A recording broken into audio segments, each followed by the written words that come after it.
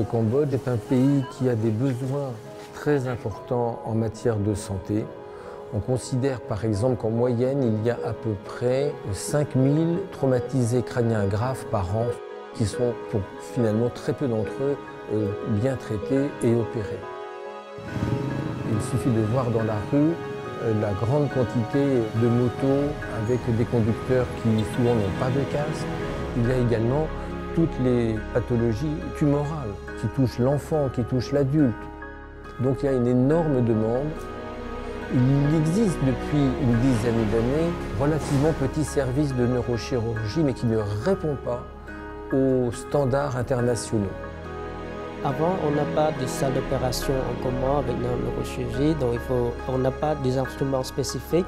On a simplement une boîte de base pour opérer les patients.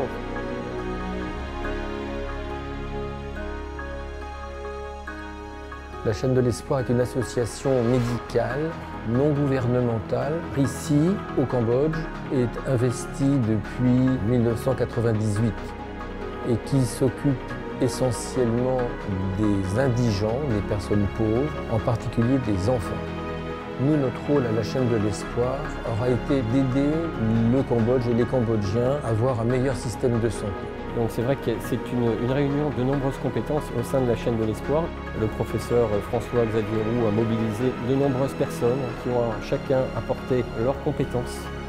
Et c'est ici que nous avons développé une très grosse activité qui a conduit maintenant à la construction du centre de neurosciences.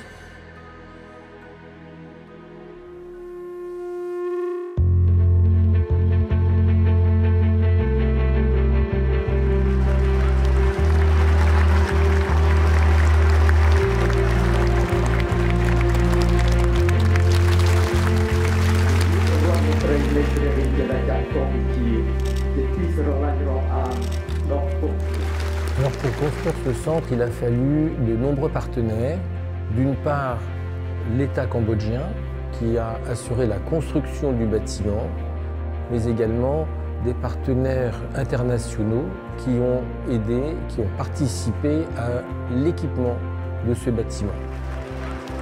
Les équipements ont été offerts par des sociétés, des fondations.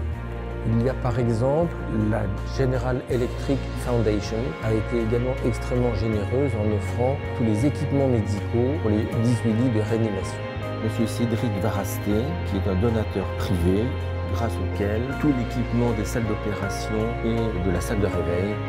Et la fondation Right Brain Foundation qui a offert un système de neuronavigation interventionnelle.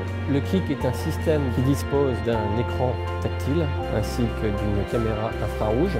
Le KIC offre une précision aux chirurgiens de l'ordre de 1 à 2 mm. C'est un système extrêmement performant, moderne, qui est en gros un GPS du cerveau qui aide le chirurgien pendant l'intervention à savoir exactement où il se trouve au sein du système nerveux. Le roi et le Premier ministre ont montré un grand intérêt, un sentiment de vouloir aider le peuple cambodgien pour leur permettre d'accéder à une meilleure qualité de soins, en particulier dans le domaine des neurosciences.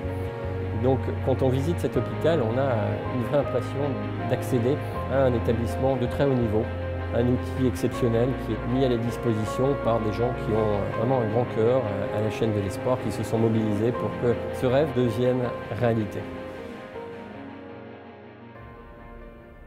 Je m'appelle Vous Pierre Asmey, je suis neurochirurgien et j'ai été formé en France 4 ans à Clermont-Ferrand. Maintenant, je suis chef de service de neurochirurgie à l'hôpital Calmette. Cette formation m'apporte beaucoup de choses, avec des compétences neurochirurgicales que j'ai apportées dans mon pays. On est très content d'avoir ce centre de neurosciences. C'est le centre unique du Cambodge et ça nous permet la possibilité de traiter diverses pathologies. Et tout ça, c'est aussi grâce aux collaborations avec la chaîne de l'espoir. En ce qui concerne l'action des équipes de la chaîne de l'espoir, il est bien évident que nous n'avons pas fini. Une deuxième phase est prévue qui va concerner la réhabilitation d'un bâtiment. Nous allons avoir besoin encore d'équipements, plus de lits. Et nous allons avoir besoin d'envoyer des missions, donc des missionnaires, Et donc les besoins financiers pour continuer notre action sont loin d'être terminés. Je pense qu'on peut changer beaucoup de choses et on voit qu'à la chaîne de l'espoir, beaucoup de gens sont concernés d'améliorer la qualité des soins, de transmettre leurs compétences, de changer la vie des autres. Dans un monde particulièrement égoïste, dans une société de consommation, se soucier des autres, essayer d'être plus solidaire peut apporter beaucoup de bonheur et j'en suis convaincu.